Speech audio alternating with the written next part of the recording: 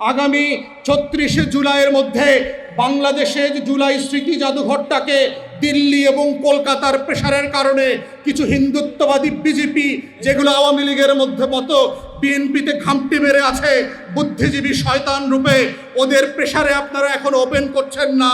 আমরা আপনাদেরকে আলটিমেটাম দিচ্ছি, এই ৩৬শে জুলাইয়ের মধ্যে জুলাই স্মৃতি জাদুঘর ওপেন করতে হবে, তা না হলে আপনাদের মন্ত্রীদের কিন্তু চাকরি থাকবে না, এটা মাথায় রাখেন। জুলাই স্মৃতি ফাউন্ডেশন যারা গত 2 বছর ধরে জুলাই শহীদ এবং আহতদেরকে নিয়ে কাজ করছে, শত শত শহীদের পরিবারদেরকে পুনর্বাসন করবার জন্য চেষ্টা করছে, তাদের তহবিল বন্ধ করে দিয়েছেন। এগুলো আপনাদের বাপের টাকা না, এগুলো বিএনপির ট্যাক্স পেয়ারদের টাকা না, এগুলো জনগণের ট্যাক্স পেয়ারদের টাকা থেকে এইখানে দেওয়া হয়েছিল। অত অবিলম্বে যারা 4 মাস ধরে বেতন পাচ্ছে না, এই শহীদ পরিবারকে পুনর্বাসন করতে গিয়ে এই গাদ্দারি আর ঘসিটি বেগমদের রোল প্লে করা থেকে বের হয়ে আসেন। আপনার ভিতরে, এই সরকারের ভিতরে যারা উমিচাঁদ, জগৎ শেঠ, রায়দুল্লভ, কৃষ্ণপদ চৌধুরী হয়ে আপনাদেরকে স্যাবোটাজ করছে, তাদেরকে আইডেন্টিফাই করে জুলাই স্মৃতি ফাউন্ডেশনকে অবিলম্বে তাদের প্রয়োজনীয় টাকা দেবেন। বাংলাদেশ ব্যাংকের গভর্নর আর এক দালাল বিএনপির চাটুকার, যে ইতিমধ্যে জুলাই শহীদ পরিবারকে যে টাকা দেবার কথা ছিল সেই তহবিল বরাদ্দ বন্ধ করে দিয়েছে। এটাকে আপনার বাপের টাকা থেকে দেওয়া হচ্ছিল, এটা তো বাংলাদেশের মানুষের টাকা থেকে দেওয়া হচ্ছে। এত বড় দুঃসাহস বাংলাদেশ ব্যাংকের গভর্নরের কোত্থেকে আসে, যাদেরকে 17 বছরে ফ্যাসিবাদ বিরোধী আন্দোলনে আমরা দেখি নাই, রাজপথে দেখি নাই, দেশের মানুষের জন্য লড়াই সংগ্রাম করতে দেখি নাই।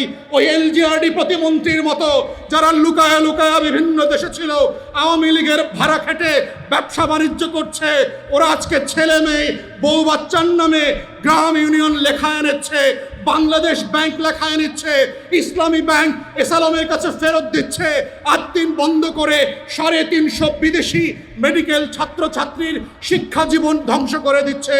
আপনারা যদি এই ধ্বংসের পথ থেকে ফেরত না আসেন, খোদার কসম যেই কথাগুলো আওয়ামী লীগকে বলেছিলাম, পতনের সেই একই পরিণতি আপনাদের জন্য অপেক্ষা করবে। ইতিহাস বড় নির্মম। আপনি কোন বিল্ডিংয়ে থাকেন, আপনি সরকারের প্রটোকল নেন না, কত সিম্পল সাদা শার্ট পরে আপনি চলাফেরা করেন, এটার উপরে ভিত্তি করে ইতিহাস কোনো শাসকের ব্যর্থতাকে মাফ করে দেয় নাই। অতএব আপনার সফলতা, আপনার সার্থকতা, ইতিহাস পোস্টারিটি আপনাকে মনে রাখবে কিনা তার একমাত্র শর্ত হচ্ছে আপনি বাংলাদেশের জনগণের আকাঙ্ক্ষা ম্যানিফেস্টোকে বাস্তবায়ন করবার জন্য নিষ্ঠার সাথে কাজ করছেন কিনা। তাই আমরাও বর্তমান সরকারকে মনে করিয়ে দিতে চাই, আওয়ামী লীগের বয়ান এবং আওয়ামী লীগের ব্যবসায় হাত দিয়ে দোকান পরিচালনা করতে পারবেন না। 71-এর পণ্য আপনার দোকান থেকে দেশের মানুষ কিনবে না, 72-এর সংবিধান আপনার দোকান থেকে মানুষ কিনবে না, মুক্তিযুদ্ধের চেতনা ব্যবসার দোকান থেকে পণ্য আপনার দোকান থেকে কিনবে না, ওটা আওয়ামী লীগের দোকান থেকে কিনে ফতুর করে দেওয়া হয়েছে, ওই দোকান ঋণ খেলাপি হয়ে গেছে, ওর বন্দোবস্ত আর দোকানে ফিরে আসবে না। তাই আপনাদের একমাত্র রাজনীতি হচ্ছে বাংলাদেশের জুলাইকে ধারণ করে, গণ অভ্যুত্থানকে ধারণ করে, 1400 মানুষের আকাঙ্ক্ষাকে ধারণ করে সেই রাজনীতির পথে ফিরে আসা, যেই রাজনীতির জন্য গত 2টা বছর আমরা সবাই মিলে সম্মিলিতভাবে লড়াই করেছি, মাঠে ময়দানে, বিচারের জন্য, সংস্কারের জন্য, ঐকমত্য কমিশনে জাতীয় জুলাই সনদ স্বাক্ষর করা হয়েছে। সর্বশেষ গণভোটে, রেফারেন্ডামে দেশের 5 কোটি মানুষ হ্যাঁ ভোট দিয়ে সেইটাকে সিলগালা করে দিয়েছে, যেইটাকে আজকে আপনারা নাকচ করবার চেষ্টা করছেন। এবং নাকচ করবার মধ্য দিয়ে যেটা করছেন, আপনি আপনার রাজনীতিকে নাকচ করে দিচ্ছেন। বাংলাদেশের তরুণদের সাথে কথা বলেন, আপনার রাজনীতির এই অপরিপক্কতা গত 2 বছরে কোন লেভেলে পৌঁছেছে যে আপনার দল, আপনার ছাত্র সংগঠন রিক্রুট করবার জন্য ক্যাম্পাসে ছেলে মেয়ে পাচ্ছে না, হল দখল করবার জন্য কাকা ভাতিজা আঙ্কেলদেরকে 2003-4 সেশন থেকে এনে বিশ্ববিদ্যালয়ের ধান কাটা ভিসিকে দিয়ে, হল প্রভোস্টদেরকে দিয়ে হলে ওঠানোর জন্য চেষ্টা করছে। পুরাতন আমলের রাজনীতি, গণরুমের রাজনীতি প্রতিষ্ঠা করবার চেষ্টা করছে, যেন জোর করে আবার মিছিল নিয়ে স্লোগান দেওয়ায় আপনার দলের কর্মী বানানো যায়, সেই রাজনীতি ঢাকা বিশ্ববিদ্যালয় সহ সারা বাংলাদেশের কোনো ক্যাম্পাসে আর ফিরবে না। তরুণরা সেই বস্তা পচা পুরাতন গণরুমের রাজনীতিকে না বলে দিয়েছে, স্লোগান নির্ভর অধ্যশাসশূন্য রাজনীতিকে না বলে দিয়েছে। একমাত্র হায়ের রাজনীতি হচ্ছে রেফারেন্ডামের রাজনীতি, গণভোটের রাজনীতি, জুতাই জাতীয় সনদের রাজনীতি, 1400 শহীদের আকাঙ্ক্ষার রাজনীতি, 26,000 পঙ্গু হয়ে যাওয়া, 650 মানুষ অন্ধ হয়ে যাওয়া মানুষের আকাঙ্ক্ষার রাজনীতি, যেই আকাঙ্ক্ষা দেয়ালে দেয়ালে আখরে আখরে রক্ত দিয়ে আমাদের শহীদরা লিখে দিয়ে গেছে। যদি স্মৃতিভ্রম হয়ে থাকে, আপনাদের সেই ওয়াল রাইটিংগুলো, দেয়াল লিখনগুলো নতুন করে আবার পড়া দরকার। বুকের ভেতর অনেক ঝড়, বুক পেতেছি গুলিকর, বাংলাদেশের সীমানা পেরিয়ে সারা দুনিয়ার বাঙালিকে আপ্লুত করেছে। বাংলাদেশের এই মেইডেন জেনজি রেভলিউশন বুলগেরিয়াকে আপ্লুত করেছে, নেপালকে আপ্লুত করেছে, শ্রীলঙ্কাকে আপ্লুত করেছে, কাঠমান্ডুকে সরকার পরিবর্তন হয়ে গেছে, কিন্তু আমাদের জাতীয় সংসদের স্মৃতিভ্রম হওয়া সদস্যরা তারা এখনো তাদের 2006-এর সফটওয়্যারকে এখনো আপডেট করেন নাই। আপডেট না করে থাকলে বাংলাদেশের কিছু যায় আসে না। আপনার স্মৃতি, আপনার মোবাইল সহ আপনার রাজনীতি বন্ধ হয়ে যাবে। এটাই হচ্ছে স্মৃতিভ্রমের সমস্যা, এবং এটা শিক্ষা নেওয়ার জন্য আপনাদেরকে আবার ফিরে আসতে হবে বিচারের প্রক্রিয়ায়, সংস্কারের প্রক্রিয়ায়। এর বাইরে বিকল্প কোনো অপশন আগামী দিনের বাংলাদেশের সামনে খোলা নাই। বিচারের ব্যাপারে আমরা বলছি, আইসিটিতে নতুন করে যে দলীয় দালাল একটা অযোগ্য চিফ প্রসিকিউটর দেওয়া হয়েছে, তার বক্তব্য শুনলে মনে হয় না তিনি বিচার বোঝেন, তার কথা শুনলে মনে হয় না ভয়কে ওভারকাম করে তিনি রাষ্ট্রের বড় বড় পাওয়ারফুল ক্রিমিনাল গ্যাংস্টারদের বিরুদ্ধে চার্জশিট এনে তাকে বিচারের মুখোমুখি করতে পারবেন। তার বক্তব্য শুনলে মনে হয় না আওয়ামী লীগের বিরুদ্ধে দাঁড়ায় 24-এর গণ অভ্যুত্থানের আকাঙ্ক্ষা বাস্তবায়ন করতে পারবেন।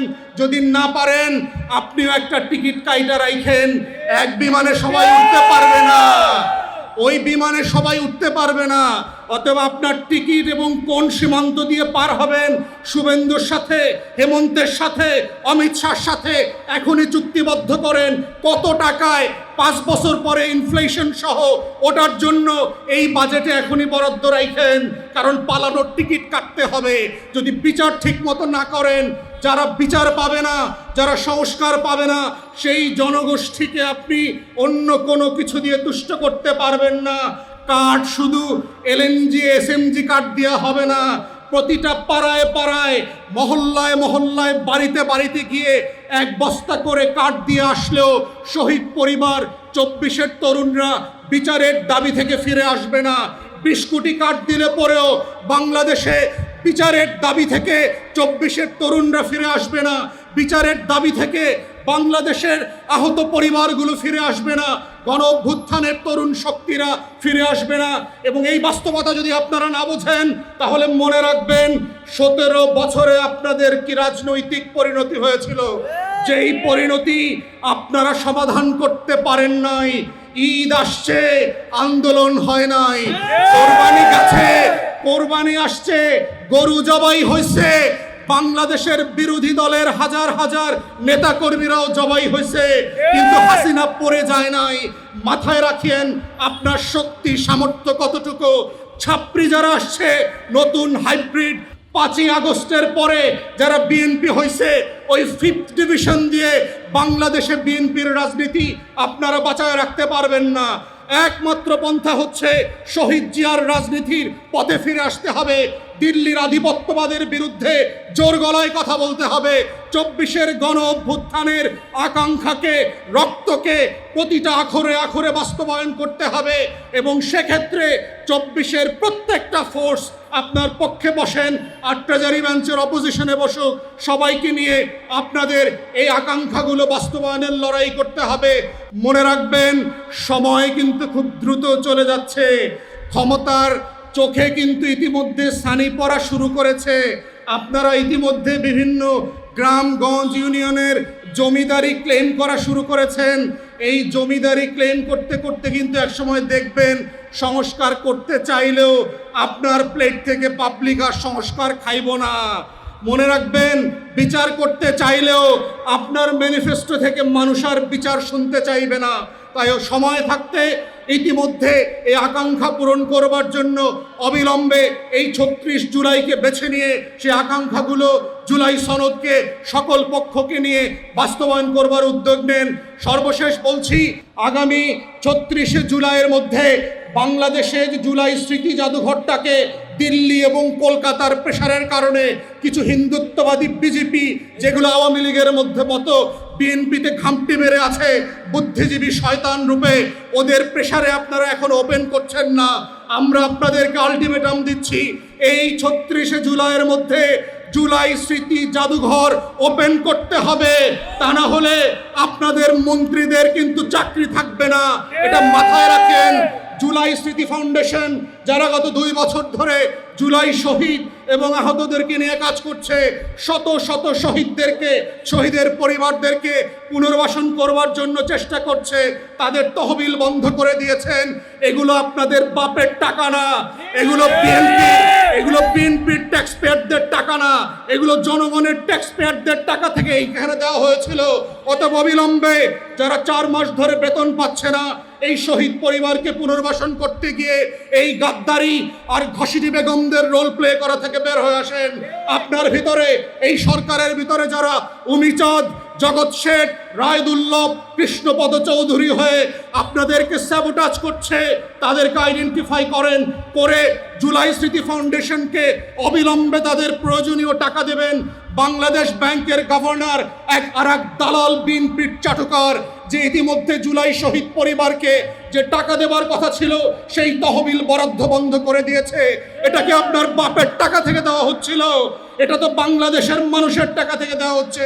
এত বড় দুঃসাহস বাংলাদেশ ব্যাংকের গভর্নরের কোত্থেকে আসে, যাদেরকে 17 বছরে ফ্যাসিবাদ বিরোধী আন্দোলনে আমরা দেখি নাই, রাজপথে দেখি নাই, দেশের মানুষের জন্য লড়াই সংগ্রাম করতে দেখি নাই।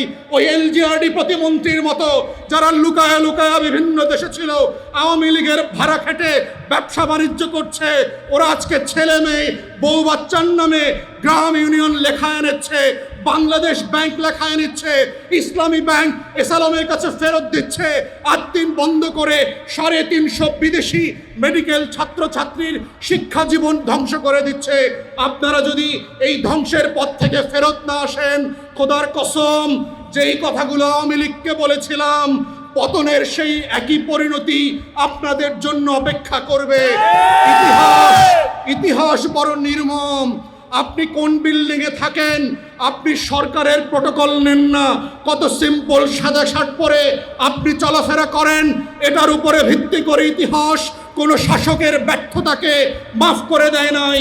অতএব আপনার সফলতা, আপনার সার্থকতা, ইতিহাস পোস্টারিটি আপনাকে মনে রাখবে কিনা তার একমাত্র শর্ত হচ্ছে আপনি বাংলাদেশের জনগণের আকাঙ্ক্ষা ম্যানিফেস্টোকে বাস্তবায়ন করবার জন্য নিষ্ঠার সাথে কাজ করছেন কিনা। তাই আমরাও আজকে এই মিটিং থেকে সরকারকে আহ্বান জানাচ্ছি, আপনারা জুলাইয়ের আকাঙ্ক্ষাকে বাস্তবায়ন করবার জন্য সকল স্টেক হোল্ডার দেখে বসেন। আউট বাটপার যে সকল আমলারা আজকে জুলাইকে নিয়ে হাস্য তামাশা করছে, সচিবালয়ে মুক্তিযোদ্ধা মন্ত্রণালয়ের ভিতরে যেই আওয়ামী সিন্ডিকেট বসে আছে, মুক্তিযুদ্ধের চেতনা ব্যবসায়ীরা বন্ধে আসে, এদেরকে এখান থেকে বের করেন, বের করে জুলাইয়ের শহীদ এবং আহতদের পাশে দাঁড়ানোর জন্য টোটাল বাজেটের ফান্ডিং জুলাই শহীদ স্মৃতি ফাউন্ডেশনের মাধ্যমে করেন, তাহলেই তারা ন্যায্য সেবাটা পাবে। সেই আহ্বান, বিচার এবং সংস্কারের লড়াই জারি রাখবার জন্য আমার তরুণদেরকে আহ্বান জানিয়ে ভিজিল্যান্ট থাকার জন্য, চোখ কান খোলা রাখার জন্য, আজাদির পক্ষে থাকার জন্য, শহীদ ওসমান হাদির রক্তের হিস্সা নেবার জন্য, আগামী বাংলাদেশ বদলে দেবার জন্য আহ্বান জানিয়ে আমার বক্তব্য এখানে শেষ করছি। সবাইকে অসংখ্য ধন্যবাদ। আসসালামু আলাইকুম।